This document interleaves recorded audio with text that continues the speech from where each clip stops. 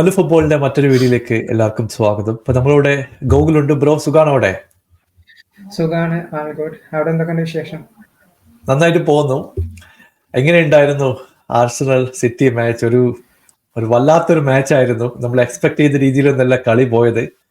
Overall പെർഫോമൻസിനെ പറ്റിയിട്ട് എന്താണ് പറയാനുള്ളത്? ഓവറോൾ പെർഫോമൻസിൽ നമുക്ക് വലിയൊരു അടിയാണ് ഇപ്പോൾ കിട്ടിയത്. റോഡ്രിയുടെ ഇഞ്ചറി എന്ന് പറഞ്ഞാൽ ഒരു ആൾമോസ്റ്റ് ഒരു സീസൺ ഔട്ടായിട്ടാണ് ആ ഒരു ഇപ്പോൾ ഉള്ളത്. സോ ACL ആണ്. സോ ഈ ഒരു സിറ്റുവേഷൻ നമ്മൾ ഇതുവരെ മുമ്പ് ഉണ്ടാവാത്തില്ല. CDM എസ്പെഷ്യലി റോഡ്രി പോലത്തെ പ്ലെയർ ഇഞ്ചറി ആയിട്ട് ഇതുവരെ ഈ സിറ്റുവേഷൻ നമ്മൾ ഫേസ് ചെയ്തിട്ടില്ല. സോ അത് നമ്മൾ മാച്ചിലോട്ട് വരികയാണെങ്കിൽ ആ ഒരു ഇഞ്ചറി, റോഡ്രിയുടെ ഇഞ്ചറിയും ഡിബ്രോയിനും ഇല്ലാത്തതും ഒരുപാട് എഫക്ട് ചെയ്തിട്ടുണ്ട് ആ ഒരു ഗെയിമിൽ. എസ്പെഷ്യലി ഇപ്പം ആർസണലിന്റെ ഗോൾസ് വരികയാണെങ്കിലും വാക്കറിന്റെ മിസ്റ്റേക്ക് എന്നാണ് സെക്കൻഡ് ഹാഫിൽ ഗബ്രിയലിന്റെ ഹെഡർ ഗോൾ വന്നത്. സോ പിന്നെയാണെങ്കിൽ അവര് കംപ്ലീറ്റ്ലി ബസ് പാർക്കിംഗ് ആയിരുന്നു. സോ അവർക്ക് വേറെ ഒന്നുമില്ല, അവർ 10 മാൻ വെച്ച് കളിക്കും. സോ അവർ നല്ലൊരു ഓർഗനൈസ്ഡ് ആയിട്ട് ഡിഫെൻഡ് ചെയ്യുന്നു. സോ നമുക്ക് ആ ഒരു ഓർഗനൈസ്ഡ് ഡിഫൻസിന് ആ ഒരു ബസ് പാർക്കിംഗ് സിസ്റ്റത്തിന് നമ്മൾക്ക് ബ്രേക്ക് ചെയ്യാൻ പറ്റിയ പ്ലെയേഴ്സ് എന്ന് പറയുന്നത് ഡിബ്രോയിനും റോഡ്രി പോലെ രണ്ട് ഇമ്പോർട്ടൻറ്റ് പ്ലെയേഴ്സ് ആയിരുന്നു ആ ഒരു സിസ്റ്റം ബ്രേക്ക് ചെയ്യണമെങ്കിൽ. പിന്നെ ഫോഡൻ. സോ ഈ 3 പ്ലെയേഴ്സും പിച്ചിന് ഉണ്ടായിരുന്നില്ല most of the time. So ആ ഒരു സിറ്റുവേഷൻ നമുക്ക് അതുകൊണ്ട് തന്നെ ഇപ്പൊ ബെർണാഡോ സിൽവ, പിന്നെ മിഡ്ഫീൽഡ് ഗുണ്ടോഗൻ, ഇവരും പിന്നെ കോവച്ചിച്ച്, ഈ 3 പേരാണ് മിഡ്ഫീൽഡിൽ നിന്ന്. ഈ 3 പേരും ആ ഒരു അതിന് പറ്റിയൊരു സ്യൂട്ടബിൾ ആയിട്ടുള്ള ഒരു പ്ലെയേഴ്സ് അല്ല. പിന്നെ അതുപോലെ ഞാൻ കണ്ട വേറൊരു ഇത് നമ്മളൊരു ലാസ്റ്റിലോട്ട് എത്തും തോറും നമ്മൾ ക്ലൂലെസ് ആയിരുന്നു. Most of the game clueless ആയിരുന്നു. എങ്ങനെ അവർ ആ ഒരു ഡിഫൻസ് ബ്രേക്ക് ചെയ്യാന്നുള്ള ഒരു ഐഡിയ നമുക്ക് ഉണ്ടായിരുന്നില്ല. സോ കൂടുതലും പുറത്തുനിന്ന് ഷോട്ട്സ് വരുന്നത് എല്ലാം എടുക്കുന്നത് ഒന്നെങ്കിൽ കോവച്ചിച്ച് അല്ലെങ്കിൽ mostly Reuben Diaz. Reuben Diaz ഒന്നും ഒരിക്കലും ലോങ് റേഞ്ചേഴ്സിന് പറ്റുന്ന ഒരു പ്ലെയർ അല്ല. സോ അതിന് പറ്റിയ ഒരു പ്ലേയേഴ്സ് മേ ബി ആ ടൈമിൽ ഉണ്ടായിരുന്ന ഒരു ഫിൽ ഫോഡൻ ആൾമോസ്റ്റ് ഉള്ളിലോട്ട് ബോക്സിലോട്ട് ഇറങ്ങിയിട്ടായിരുന്നു കളി മോസ്റ്റ്ലി കളിച്ചത്. പിന്നെ ലാസ്റ്റിലോട്ട് തിരിച്ച് ഔട്ട്സൈഡ് ദ ബോക്സ് വന്ന് കുറച്ച് ഷോട്ട്സ് ഒക്കെ എടുക്കാൻ നോക്കി. സോ മോസ്റ്റ്ലി നമ്മൾ ആ ഒരു ക്ലൂലെസ് ആയിരുന്നു കംപ്ലീറ്റ് ആൾമോസ്റ്റ് ആ ഒരു സെക്കൻഡ് ഹാഫ് നമ്മൾ കളിച്ചിരുന്നത്. സോ ആൾമോസ്റ്റ് ഒരു ലക്കാണ് സത്യം ആ സെക്കൻഡ് ഗോൾ വന്നത്. സോ നമ്മൾ പുഷ് ചെയ്തിട്ടേ ഇരുന്നു. സോ ആ ഒരു പുഷിന്റെ ഫലത്തിനുകൊണ്ട് നമുക്കൊരു ലക്ക് വെച്ച് നമുക്ക് ഫൈനൽ ഒരു ഗോൾ വെച്ച് ആ ഒരു ഡ്രോ, ആക്ച്വലി ആ ഒരു തോൽവി ആയിരുന്നെങ്കിൽ നമുക്കതൊരു ബിഗ് ഒരു ബ്ലോ ആയിരുന്നു. സോ ഇപ്പൊ ആ തോൽവി ആയിരുന്നെങ്കിൽ ആർസണൽ നമുക്ക് മുന്നിലോട്ട് വന്നിരുന്നു. ഇപ്പം നമ്മൾ ആ ഒരു സ്റ്റിൽ ആ 2 പോയിന്റ് ലീഡ് ആർസണലിന്റെ മേലുണ്ട്. സോ അത് ഫൈനലി അതൊരു സാറ്റിസ്ഫൈങ് ആണ്.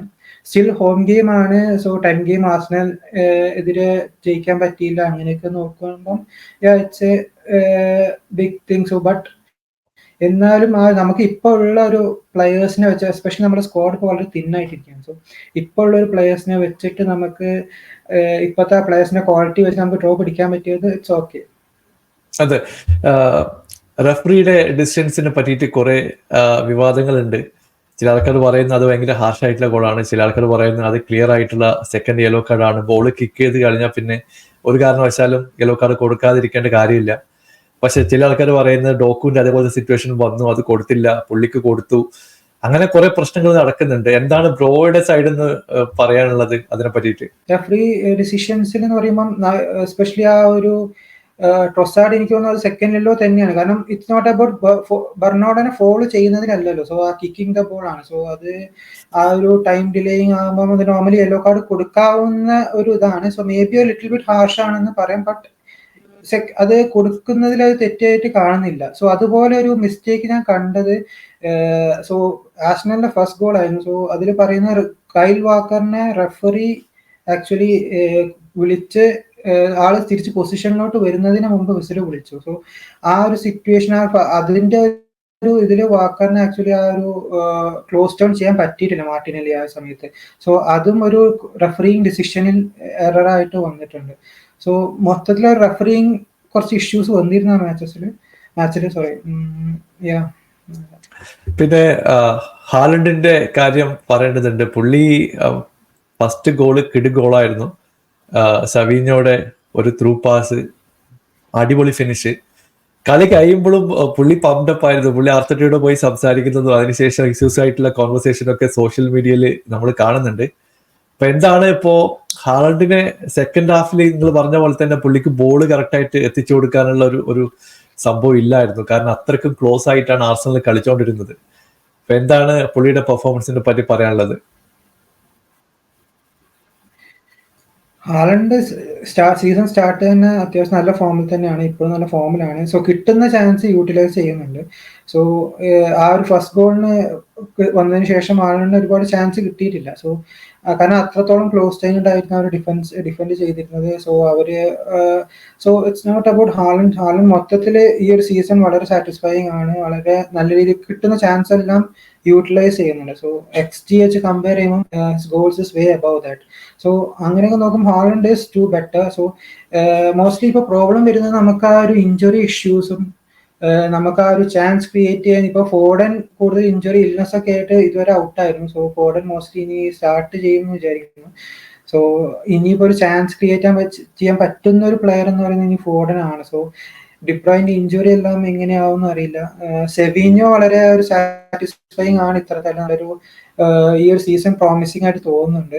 സോ ഇതുപോലുള്ള പ്ലെയേഴ്സ് കൂടുതൽ ഇൻവോൾവ് ആയി കഴിയുകയാണെങ്കിൽ ഹാലണ്ട് ഓഫ് കോഴ്സ് എനിക്ക് തോന്നുന്നു ഈ സീസണിൽ നല്ലൊരു ഫോം ആയിരിക്കും കണ്ടിന്യൂ ചെയ്യാൻ പറ്റുമെന്ന് വിചാരിക്കുന്നുണ്ട്. സോ അത് മാത്രമല്ല, ഹാലണ്ട് കഴിഞ്ഞ സീസൺസ് കമ്പയർ ചെയ്യുമ്പോൾ കൂടുതലും ലിങ്ക് അപ്പ് പ്ലേ എല്ലാം ഇമ്പ്രൂവ് ആവുന്നുണ്ട്. സോ മൊത്തത്തിലൊരു ടീമിലോട്ട് ലിങ്ക് ചെയ്ത് കളിക്കാവുന്ന ഒരു പ്ലെയർ ആക്കി വരുന്നുണ്ട്. So maybe is improving day by day. ആ ഒരു ലിങ്ക് അപ്പ് പ്ലേ എല്ലാം ഡേ ബൈ ഡേ ഇമ്പ്രൂവ് ആവുന്നുണ്ട്. So that is good as well.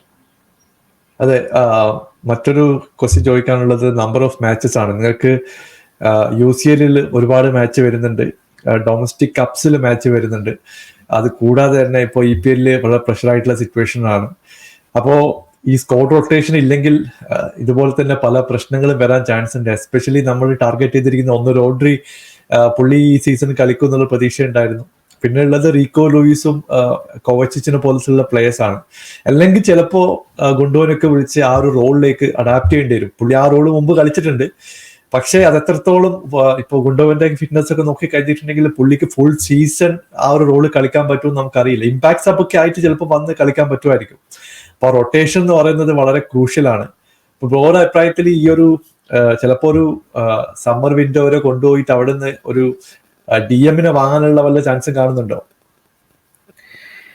ഇപ്പൊ നമ്മളുടെ സ്ക്വാഡ് നോക്കുകയാണെങ്കിൽ വളരെ തിന്നായിട്ടുള്ള സ്ക്വാഡാണ്. സോ നമ്മൾക്ക് ഇപ്പൊ ഒരു DM കളിക്കാവുന്ന പ്ലെയേഴ്സ് എന്ന് പറയുന്ന ഓപ്ഷൻസ് ആയിട്ടുള്ളത് മിഡ്ഫീൽഡിൽ കോവച്ചിച്ചാൻ ഗുണ്ടോഗൻ.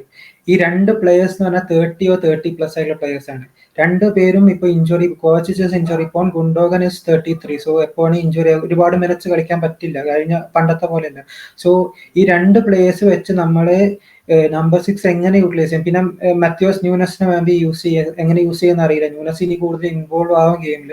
സോ വേറൊരു ഓപ്ഷനായിട്ട് നമുക്ക് ഉള്ളത് ജോൺ സ്റ്റോൺസ് ആണ്. സോ ഈ ഒരു പ്ലെയേഴ്സ് വെച്ച് നമ്മൾ എങ്ങനെ, സോ നമ്മൾ കാരണം ഇതുവരെ നമ്മൾ ഫേസ് ചെയ്യാത്തൊരു സിറ്റുവേഷൻ ആണ് DM എന്ന് പറഞ്ഞൊരു ഇഷ്യൂ. സോ നമ്മൾ ഇതിനു മുമ്പ് ബിക്കോസ് എന്നാലും നമ്മൾ ട്രസ്റ്റ് ഇൻ പെപ്പ്. സോ നമ്മൾ മുമ്പ് സെന്റർ ഫോർവേഡ് ഇല്ലാതെ അഗ്വേറ ഫുൾ സീസൺ ഇഞ്ചുറി ആയിട്ട് ഫാസ്റ്റ് 9 എക്സ്പെരിമെന്റ് ചെയ്ത് സക്സസ് ആയിട്ടുണ്ട്. ലെഫ്റ്റ് ബാക്കിൽ മെന്റി ഇഞ്ചുറി ആയിട്ട് നമ്മൾ ഡെൽഫിനെ വെച്ച് സക്സസ് ആയിട്ടുണ്ട്. സോ അതുപോലെ ഒരു ന്യൂ ആയിട്ടുള്ള സിറ്റുവേഷൻ ആണ് ഇത്. എനിക്ക് തോന്നുന്നു ഈ ഒരു ബാക്കിയുള്ള രണ്ട് സിറ്റുവേഷൻ വെച്ച് കമ്പയർ ചെയ്യുമ്പോൾ മോസ്റ്റ് ഹാർഡസ്റ്റ് ആയിട്ടുള്ള ഒരു സിറ്റുവേഷൻ ആണ് ഇപ്പോൾ ഉള്ളത്. സോ ഈ ഒരു CDM റോൾ, സോ പെപ്പിന്റെ സിസ്റ്റത്തിലെ വളരെ ക്രൂഷ്യൽ ആയിട്ടുള്ള റോളാണ് ഇപ്പോൾ.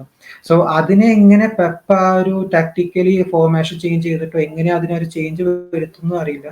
സോ ഇപ്പോഴത്തെ സിറ്റുവേഷൻ നമുക്കുള്ള പ്ലേയേഴ്സ് എന്ന് പറയുന്നത് സ്റ്റോൺസ്, കോവച്ചിച്ച് ആൻഡ് ഗുണ്ടോഗൻ ആണ്. അതിൽ സ്റ്റോൺസ് ആണെങ്കിലും ഇഞ്ചുറി പ്രോ ആണ്, കോവച്ചിച്ച് ആണെങ്കിലും ഇഞ്ചുറി പ്രോ ആണ്. പിന്നെ ഒന്നുള്ള ഗുണ്ടോഗൻ, ആ ഗുണ്ടോഗൻ 33.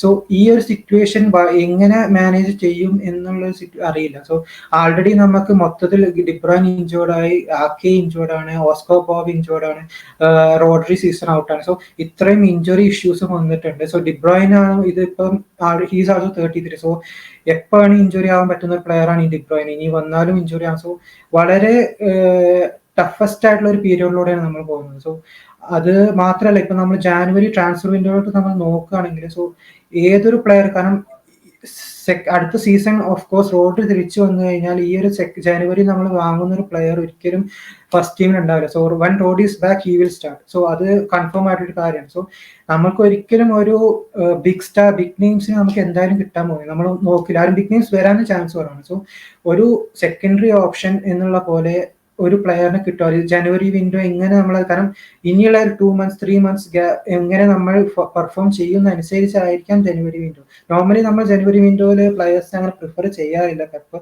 സോ ഇപ്പോഴത്തെ സിറ്റുവേഷനിൽ എനിക്ക് തോന്നുന്നു എങ്ങനെയാണ് ഇനി കാൽവിൻ ഫിലിപ്സിന് ലോണിലാണ്, സോ റിട്ടേൺ ചെയ്യുമോ എന്ന് അറിയില്ല. സോ കാൽവിൻ ഫിലിപ്സും വലിയ മെച്ചമൊന്നുമില്ല, സോ ജസ്റ്റ് CDM എന്നേ ഉള്ളൂ, പെർഫോമൻസ് ചെയ്യുന്നില്ല.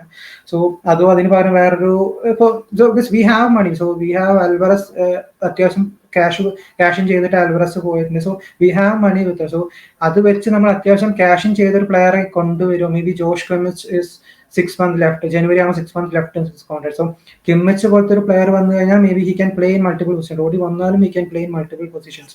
സോ അങ്ങനെ സിറ്റുവേഷൻ കിമ്മിച്ച് വരികയാണെങ്കിൽ കിമിച്ചിനെ കൊണ്ടുവരാൻ പറ്റുമോ എന്നറിയില്ല. സോ അങ്ങനത്തെ ഒരു പ്ലെയർ മേ ബി ഒരു ഓപ്ഷൻ ആണ്. സോ അതല്ലാതെ മേ ബി ഒരു ബാക്കപ്പ് ആയിട്ട് കളിക്കാൻ പറ്റുന്ന ഒരു പ്ലെയറെ കൊണ്ടുവരുമോ എന്നറിയില്ല. സോ ഈ ഒരു 3-4 months will be very toughest. ഇപ്പൊ നമ്മുടെ ഒപ്പണൻസിന് അതേപോലെ നോക്കുകയാണെങ്കിൽ ആസ്നൽ ആൻഡ് ലിവർപൂൾ.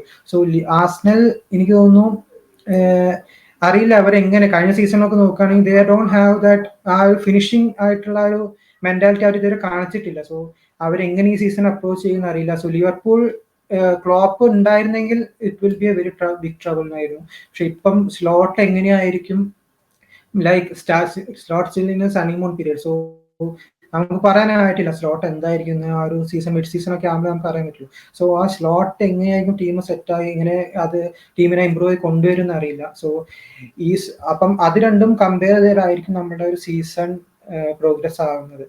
അറ്റ്ലീസ്റ്റ് ഒരു ലീഗ് ഈ സീസൺ നമുക്ക് അടിക്കാൻ പറ്റിയിരുന്നെങ്കിൽ വി ഷുഡ് സല്യൂട്ട് പെപ്പ്. വേറെ ഒന്നും നമുക്ക് ഇതിൽ പറയാനില്ല. സോ പെപ്പ് അത്രത്തോളം ആ ഒരു ചേഞ്ചസ് ഉള്ളത് കൊണ്ട് മാത്രമാണ് നമ്മൾ ആ ഈ സീസൺ അടിച്ച് ലീഗ് അടിക്കുക. So that's it.